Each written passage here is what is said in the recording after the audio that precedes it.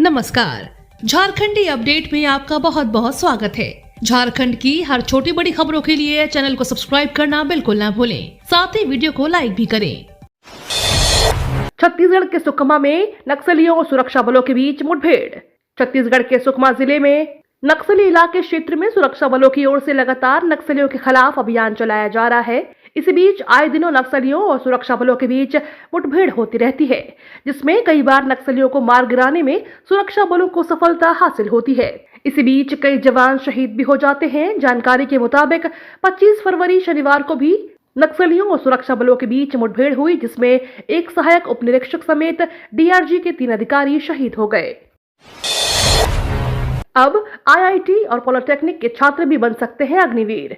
सरकार ने अग्निवीर योजना में कुछ बदलाव किए हैं ताकि ज्यादा संख्या में लोग भर्ती हो सकें। इस नए बदलाव के तहत अब आईआईटी और पॉलिटेक्निक के पास आउट युवा भी अग्निवीर सेना में आवेदन कर सकते हैं।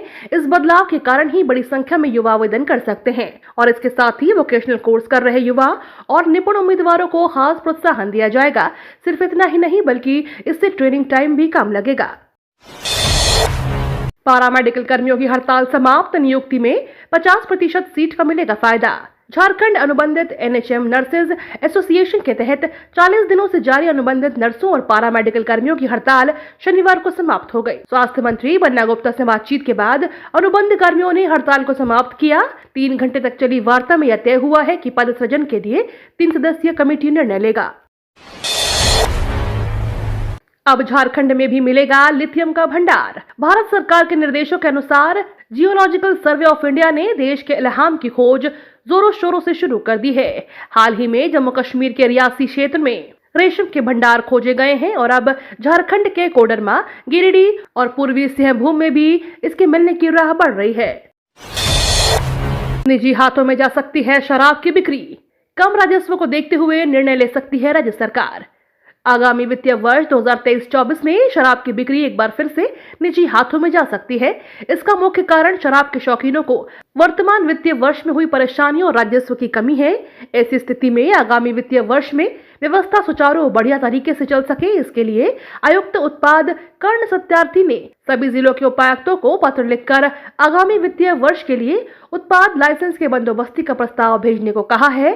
जल्द ही प्रस्ताव आने के बाद बंदोबस्ती की प्रक्रिया भी जल्द होगी। झारखंडी पगड़ी व अंग वस्त्र पहनेंगे मेहमान। 1 से 3 मार्च तक दीपोत्सव मनाएंगे रांचीवासी। G20 सम्मेलन में आने वाले मेहमानों का स्वागत झारखंडी तौर तरीके से किया जाएगा। एयरपोर्ट पर जहां नृत्य संगीत से अभिनंदन किया जाएगा, वहीं मेहमानों को विशेष तौर पर बने झारखंडी पगड़ी और अंग वस्त्र भेंट किए जाएंगे। पगड़ी और अंग वस्त्र रांची के ही कारीगर तैयार कर रहे हैं। रांची के सांसद संजय सेठ ने कहा कि विशेष तौर पर 50 पीस पगड़ी और अंग वस्त्र का ऑर्डर दिया गया है। पगड़ी और अंग वस्त्र में झारखंडी लोक कला की अनुपम कृति देखने को मिलेगी। बाबूलाल मरांडी ने सीएम हेमंत को कहा, कांके में कराए पागलपन का इलाज। पूर्व सीएम बाबूलाल मरांडी आजकल सीएम हेमंत सोरेन पर कुछ ज्यादा ही हमलावर है। उन्हें लगता है कि हेमंत को पागलपन की बीमारी हो गई है। खासकर चीफ इंजीनियर वीरेंद्र राम प्रकरण सामने आने के बाद से सोशल मीडिया पर उन्होंने हेमंत को कांके में पागलपन का इलाज तक कराने की सलाह दे दी है। उन्होंने कहा है कि अरबपति आईएएस पूजा सिंघल पकड़ाई तो परेशान सीएम सीटी मारने लगे। अब धन कुबेर इंजीनियर वीरेंद्र राम के लूट का कांटा गले में अटक गया है तो गंदी गंदी गालियां दे रहे हैं। ऐसे में उन्हें इलाज नहीं कराने पर पागलपन की बीमारी बढ़ने जाने की सलाह दी है। सीएम हेमंत की खातियानी जोहार यात्रा 1932 का खतियान। झारखंड में मुख्यमंत्री हेमंत सोरेन खतियानी जोहार यात्रा निकाल रहे हैं। उन्हें खुद मालूम नहीं है कि खतियानी क्या होता है। ये बातें भाजपा नेता सह पूर्व सांसद सूरज मंडल ने प्रेस वार्ता में कही। उन्होंने कहा कि आज वर्तमान सरकार 1932 का खतियान बोलकर कानूनी पेच में फंस चुकी है। जब 1932 खतियान की बात सामने आई थी तब हमने कहा था कि 1932 का आना गैर कानूनी है। इस दौरान उन्होंने झामुमो के दिशोम गुरु शिबू सोरेन और राजद सुप्रीमो लालू प्रसाद यादव पर भी निशाना साधा। 11वीं में एडमिशन के लिए हो जाएं तैयार। सीबीएसई 10वीं बोर्ड की परीक्षा 27 फरवरी से शुरू होगी। इधर राजधानी के निजी स्कूलों में 11वीं में नामांकन की तैयारियां शुरू हो गई हैं। प्रमुख स्कूलों के नए सत्र 2023-24 का एडमिशन फॉर्म वेबसाइट पर अपलोड कर दिया है। ऑनलाइन और ऑफलाइन माध्यम से विद्यार्थी आवेदन कर सकते हैं। आवेदन शुल्क 700 से 2500 रुपए तक निर्धारित किया गया है। कई स्कूलों में 9वीं कक्षा तक के लिए भी आवेदन पत्र जारी कर दिया है।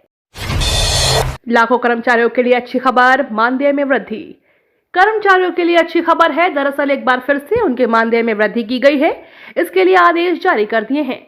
विभाग और मंत्रालय द्वारा जारी आदेश के तहत अब उन्हें बढ़े हुए मानदेय के तहत राशि उपलब्ध कराई जाएगी। साथ ही विभाग ने स्पष्ट किया है कि यह आदेश तत्काल प्रभाव से लागू किया जाए और इसके साथ ही पूर्व के मामले दोबारा नहीं खोले जाएं।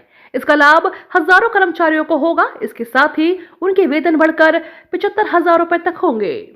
ये तो थी आज की बड़ी खबरें। अपने गांव या शहर की न्यूज देखने के लिए हमें कमेंट में जरूर बताएं कि आप न्यूज को कहां से देख रहे हैं। धन्यवाद।